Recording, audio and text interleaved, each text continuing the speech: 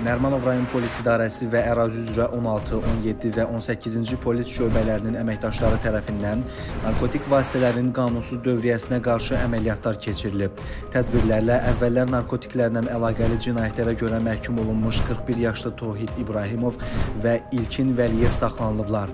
Tohid İbrahimovdan 2 kiloqram 204 qram heroin, marihuana, tiryək, metamfetamin və 50 ədəd metadon həbi götürülüb. Digər əməliyyat zamanı saxlanılan 23 yaşlı İlkin Vəliyevdən isə 1 kiloqram narkotik vasitə olan tiryək aşkarlanıb.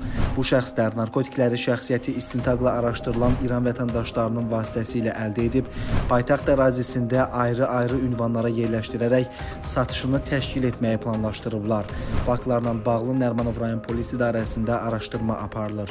Bundan əlavə Nərimanov rayonunda ilin əvvəlindən polis əməkdaşlarının həyata keçirdikləri əməliyyatlar zamanı narkotiklərlə əlaqəli 66 fakt aşkarlanıb. Qanunsuz dövriyyədən isə 22 kiloqrama yaxın narkotik vasitə və psixotrop maddə çıxarılıb. Ölkə boyu narkotik vasitələrin qanunsuz dövriyyəsinə qarşı əməliyyatlar davam etdirilir.